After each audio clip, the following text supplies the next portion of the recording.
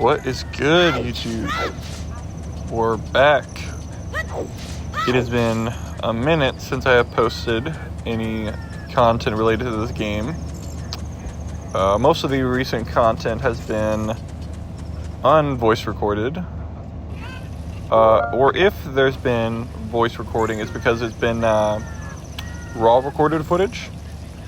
But as you can see, this is screen recorded footage with commentary. But yeah, so you can see a lot of feats in here that you could use alternative glitches for. Just the bomb hover is what I felt was most comfortable, but you'll see a lot of things that you could do a little different. I was going to add more footage to this, but instead I'm going to do it in another video. You'll see later on when I'm talking about there's a cut from when I enter the Gerudo training ground to when I go collect the ice arrows. I went through as many rooms as possible and I have footage of this. I just feel as though that exploring the Gerudo training grounds in depth would be good for another video, so look forward to that. But I'm going to be collecting as many silver rupees in the training grounds as possible. I'm 90% sure I can get all the ones in one of the rooms. But then there's a room with a timer that I don't think I can get with Young Link. But you'll see what I'm talking about in the next video. As you can see right here, we used the infinite sword glitch, right? Because Navi was in the right spot, so I didn't have to use a bomb. I can just press A and B to cancel each other out and talk to her at the same time with flicking the stick up. It takes a couple tries to get the right position after that. But effectively what we're going to do here is utilize a bomb hover to scale this wall.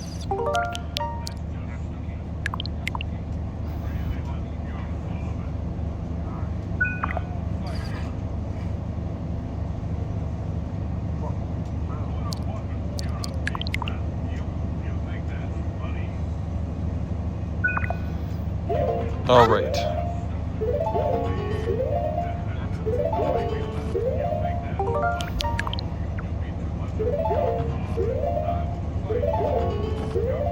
I don't know why I tried alternative methods.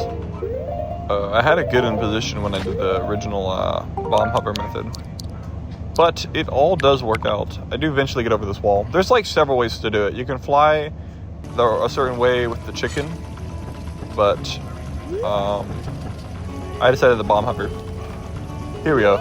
You see a lot of this trick throughout this playthrough of this section of the game.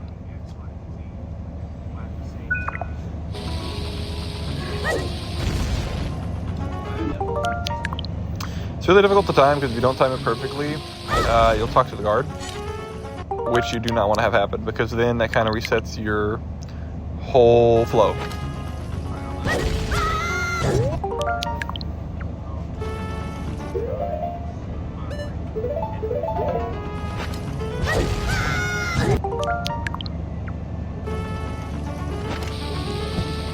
This took a long time to do.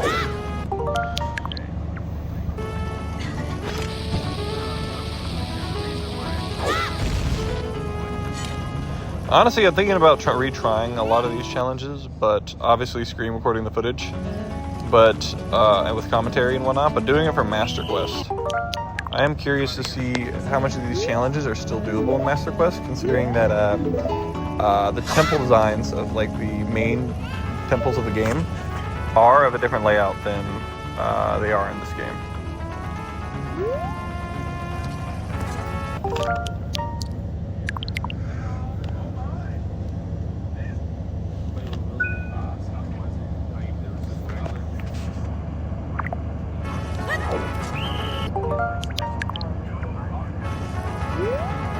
Yeah, so here begins where I struggle the most with.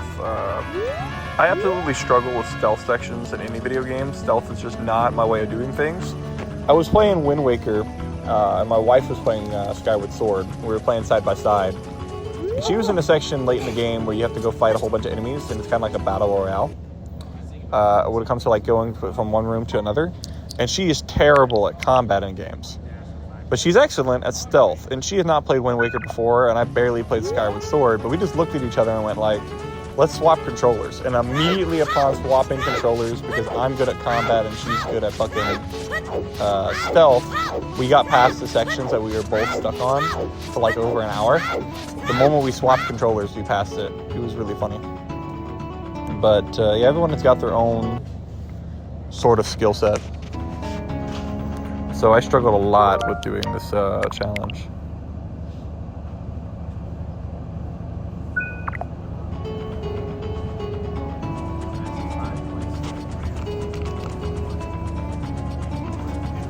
If there's a awkward background noise like a fan or random people talking, it's because I share a living space with like 40 people at the moment, and they're all playing their games, talking to each other, and then the fan, I think, is either the heater or the AC is on, one of the two.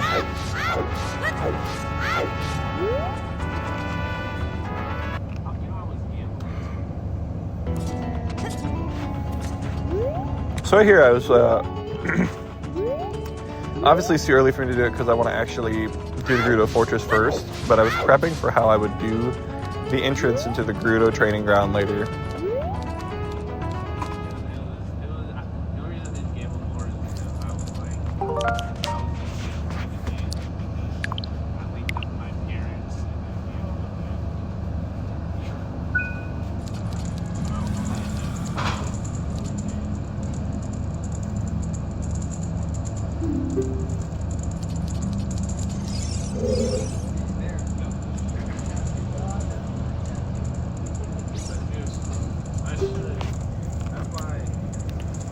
I really didn't know how these fights with these, what's it called, were going to go, until I kind of just winged it.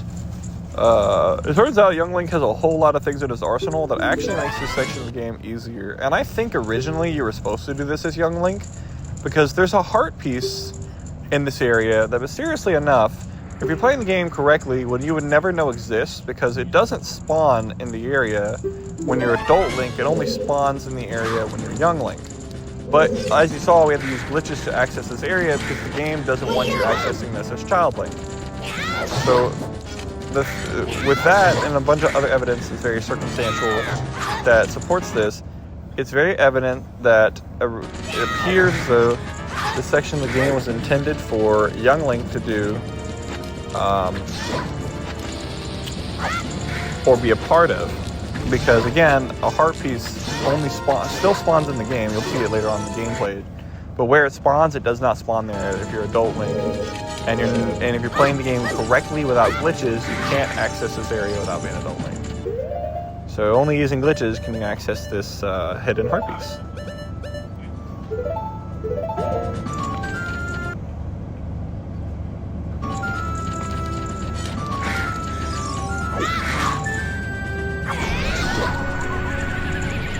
I really don't know why I used Den's Fire here. I'm kind of just fucking around to see what actually works. I still have not been ballsy enough to take off my hammer off from the equipped slot, because doing a equip swap took me hours to get right, and so I'm just not taking the hammer off of Young Link at this time. And I don't plan to at all in this profile, to be honest.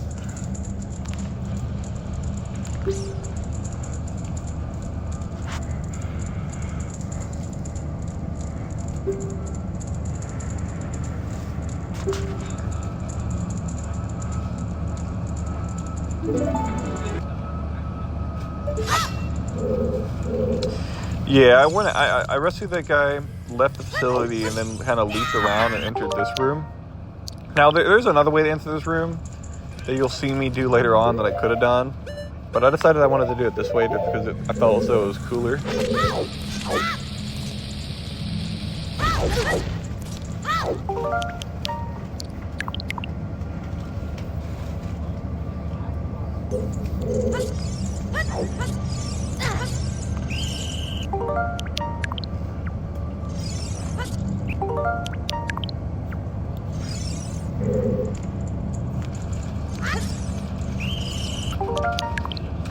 Yeah, save states is what made me pass this section.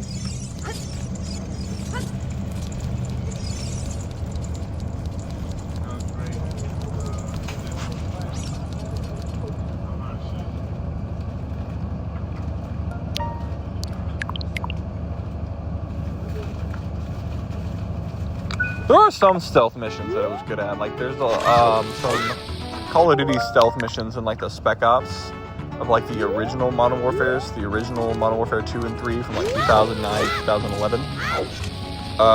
There are some Spec Ops missions that are stealth bit that I was good at, but genuinely speaking, stealth missions are like way harder for me than combative missions. But with Call of Duty,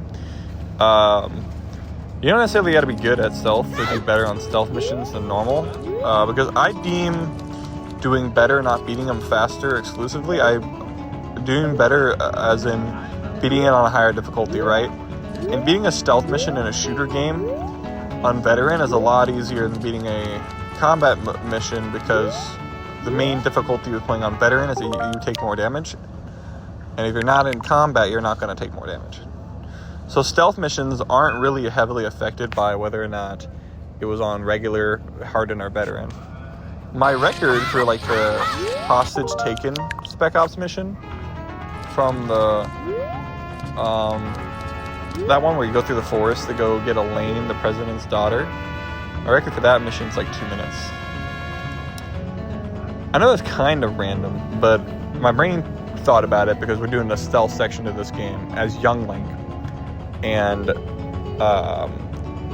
the best Young Link player of the world, or one of the best for Smash Brothers, Collins, before he picked up Smash Ultimate and before he made Young Link, what he used to do on YouTube was Modern Warfare 3, the 2011 version. And so my brain went Young Link, stealth, best Young Link player, Collins. Collins played Modern Warfare 3. Modern Warfare 3 also has a stealth mission. Talk about it. So, yes, you can say the inner mechanisms of my mind are an enigma, but yep, that's where my brain went. But as you can see here, we're doing another set of bomb hunters. I'm surprised I got that time. That was really smooth. Oh, I fucked up the backflip part of it. Honestly, doing this shit as adult Link, after having done it as Young Link, would be so easy because I can just use the hover boots.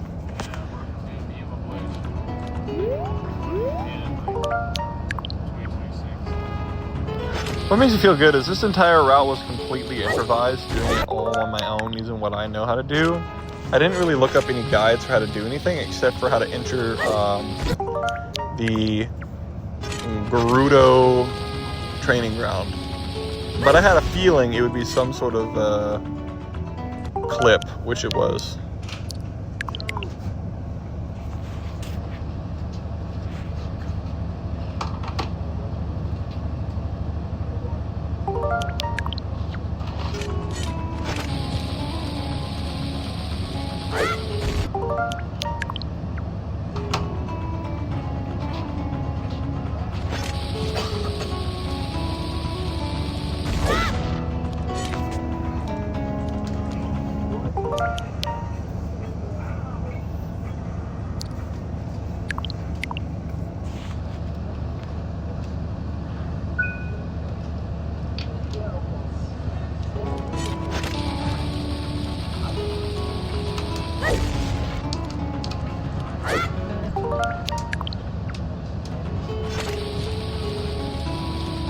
I forgot how many it took to actually climb this wall.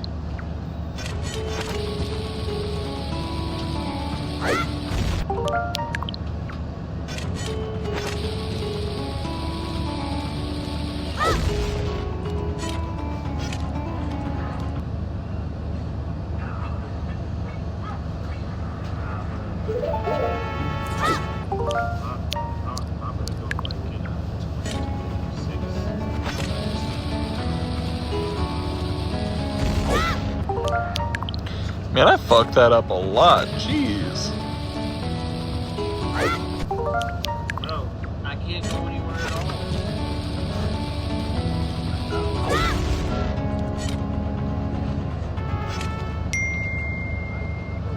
I wanted to, but next time, no, because when we make plans, buddy's easy. Like, yeah, I got this.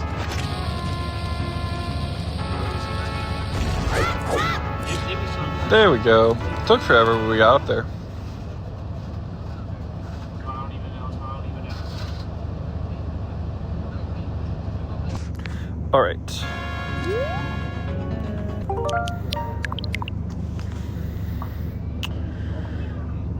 Still got a ways to go before the challenge has been completed. But yeah, I got to I don't know why I decided to go fetch that. I really didn't need to, but I decided I'd get the mushroom that's inside that chest, because why not?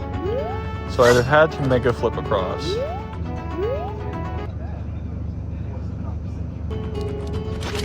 So obviously I do a little mega flip. And it doesn't work the first try, because, you know, you don't always get things like this first try. Or the second. Took a couple.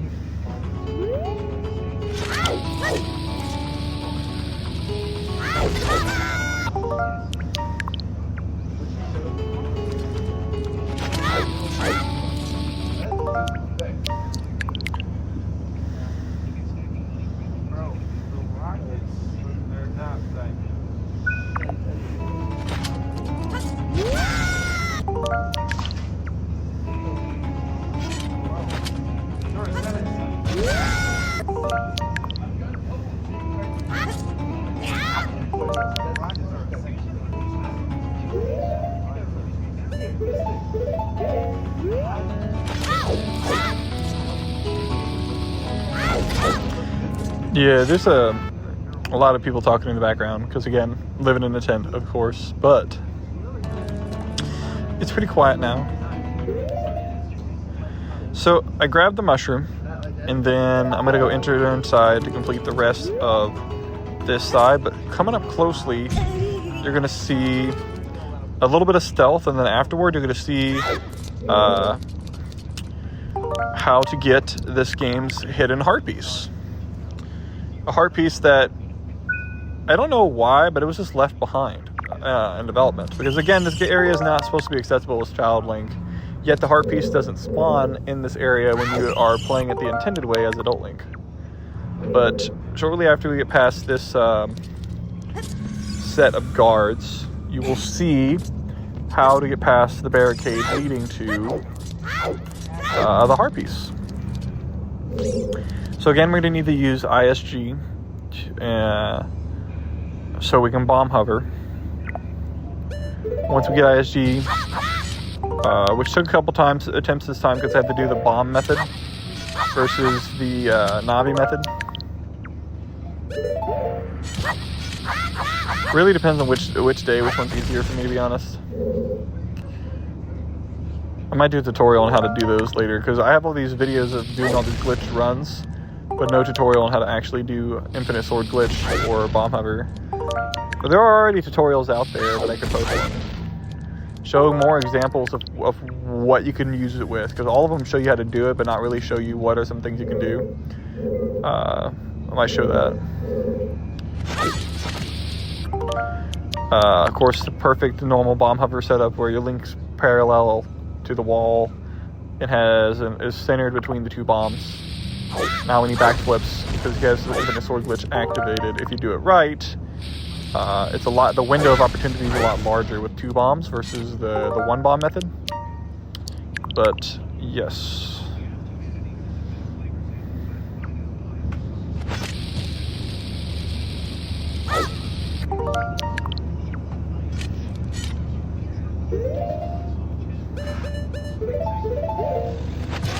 But I don't know what I was doing here. I was trying to use a fucking bomb shoe, but I tried to bomb shoe and hovering because I didn't want to use all my bombs, but I eventually just went back to using bombs. And then of course, once you do like a couple bombs, you can be high enough to kind of just backflip over, walk up the staircase, well, more like the slope, and then go on about your day. Of course, we still got a long way to go before the day's challenge is completed. But the main, entree of the meal is getting the heart piece. And then when it comes to collectibles, and of course the other collectible is the ice arrows. So I just decided to backflip over this wall to make things a little bit more speedy and getting back to where I need to get to.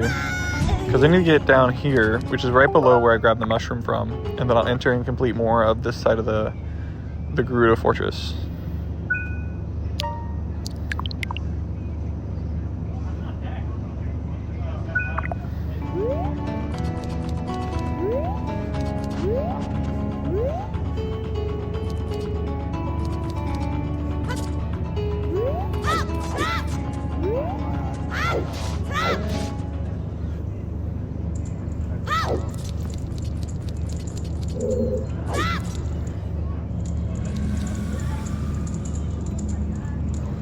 By this point, I kind of had an idea of how to fight these guys as young Link. I hadn't done it before until this challenge, but I kind of got an idea behind me with how to do this. To be honest, this was one of the, how do I say this, least different than normal play. I know, I gotta reword that. This is one of the most, one of the least, how do I say this, oh my gosh. One of the least uniquely difficult of them, you could say. It is extremely similar to how you would normally play the Fortress. You don't have to do extreme glitches you don't have to do as many extreme glitches to do this as you do to do the Fire Temple, the Water Temple, Shadow Temple, or Forest Temple as young Link. You can sort of just play through the Gerudo Fortress somewhat normally, to be honest. I mean, there are things you have to bomb hover to, but I'm sure there's a workaround for that. And if there's not, that's really the only major glitch that I noticed I had to do during this to play the Gerudo Fortress itself.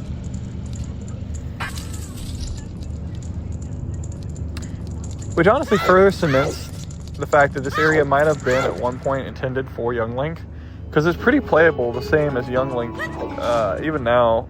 Like, this is not much different than a vanilla playthrough of it, which is what I was trying to say earlier.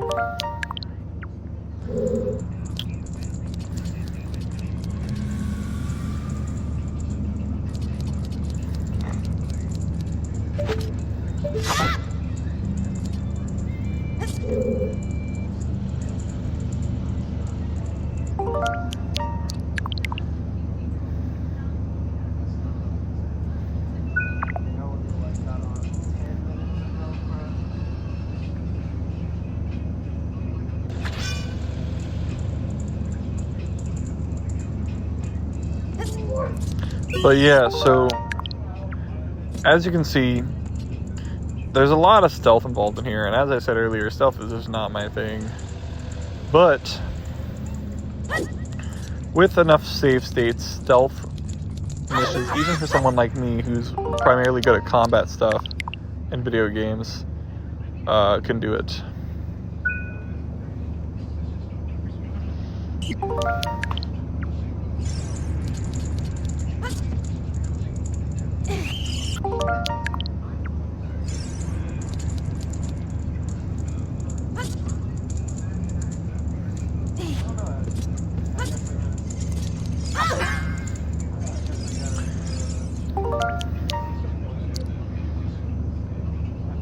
As of now, I've collected all the footage for the rest of the Resident Evil playthrough up until the final boss. I'm kind of stuck on them because doing the final boss normally isn't that hard, even pistol only. Like, I did it pistol only on normal mode just fine. It was super freaking easy, honestly.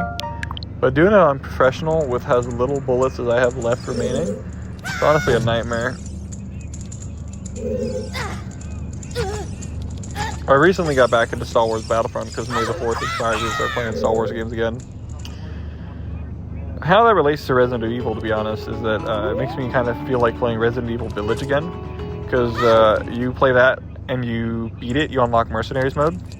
And if you get the highest rating on all the maps in Mercenaries, you're awarded the lightsaber as a weapon.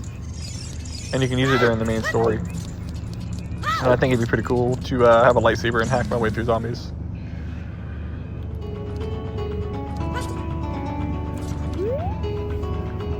Honestly, though, when I think of like Star Wars and I think of Zelda, I really do notice the similarities. Some things that the game design of Tears of the Kingdom has that makes me think of Star Wars.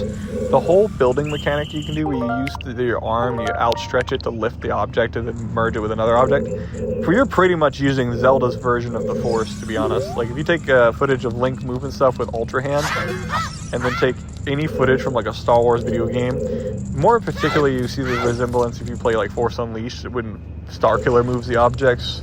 You'll see that it's pretty much this Zelda's version of using the Force. It's super cool. I gotta say, Tears of the Kingdom is one of my favorite Zeldas. A while back I did a challenge where I went to go fight Ganon without doing the temples.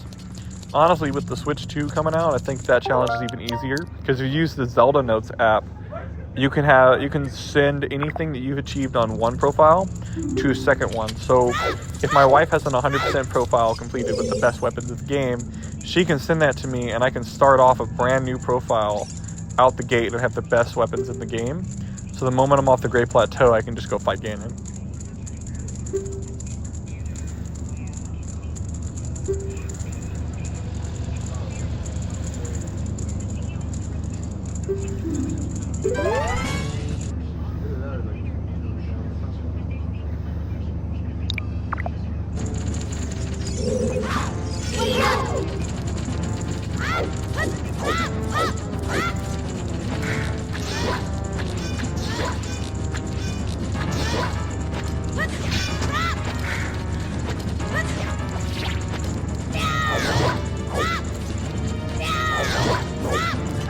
I don't know what it's been recently, but honestly, recently I've been really striving to get better at a wide variety of things. So I keep selecting people, playing against people on things, or go against people on things that they're clearly better at than, so I can learn. It's really interesting. Got the opportunity to do some sets with Fatality Falcon. Today, the MWR on the base I'm currently on invited 5 MMA fighters to come out here and do a meet and greet and a clinic, which is a lesson. And so they taught them basic MMA maneuvers, and then they rolled with us at the end of the lessons during the free mat roll part of it. And I got the opportunity to roll with Yuri Diaz, which was kind of cool. Obviously, it was all about instruction, because what the free mat was for was that they rolled with people. If you were rolling with an instructor, they rolled at your level, while another instructor would coach you on what to do while actively sparring the other coach. So it was super educational and it was wonderful. And then a bunch of other soldiers also got to roll with a bunch of the other MMA fighters and get some lessons in, and it was super amazing. Definitely not the most traditional way to celebrate May the 4th, but I also celebrated May the 4th by playing Star Wars games, so pretty good May the 4th this year.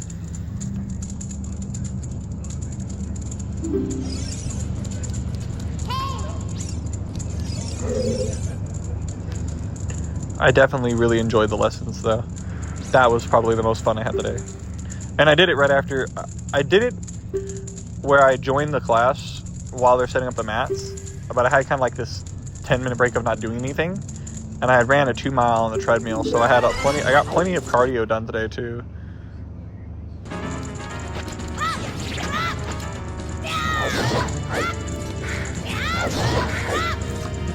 Yeah.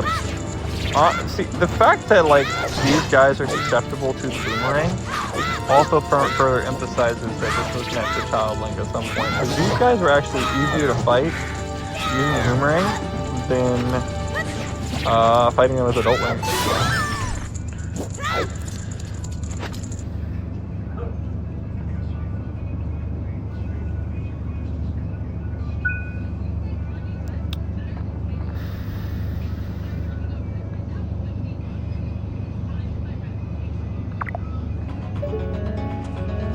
But yeah, that was the last guy I had to fight to get a key. I think I just forgot to open the door for one of the other dudes. and had to open that. I'm not sure if that's at the part of that footage already passed or what. Oh, no. Yeah, it is, because I forgot to talk to the dude that's over there. Because once I talk to all of them, of course, I get the unique cutscene suggesting we go to the Gerudo training grounds or whatever.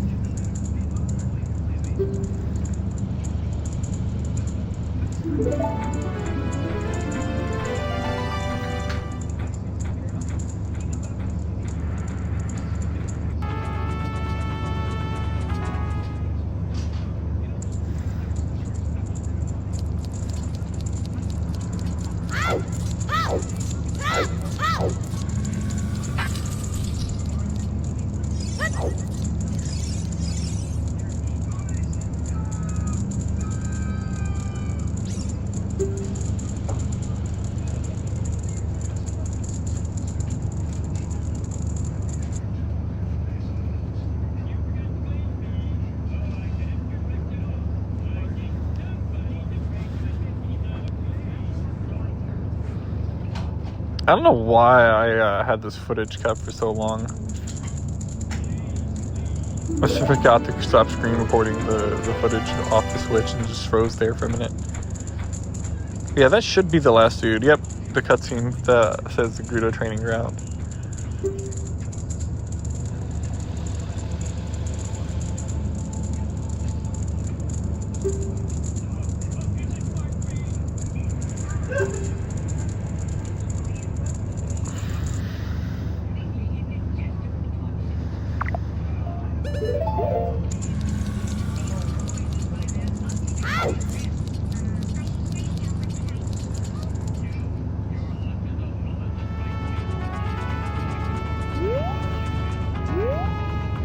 So this was actually a lot easier than it looks. I tried it for several times and really thought it was going to be a lot harder than it actually was. And on the attempt that I was going to quit and not try again, I did it one last time, and on that attempt where I went like, I'm done if this doesn't hit, it got it. And I got inside the thing.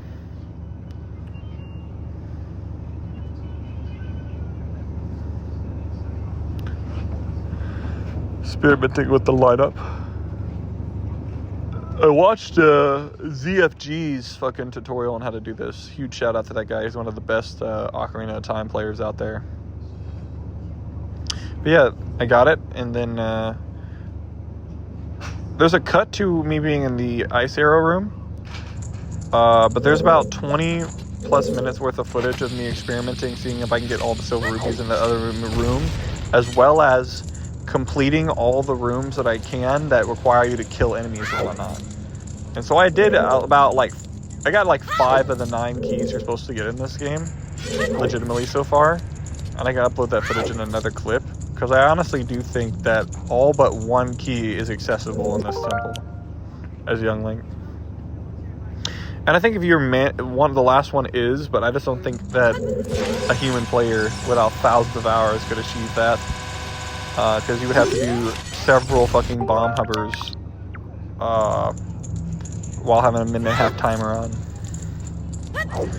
But it is possible. You would just have to spend a lot of time trying.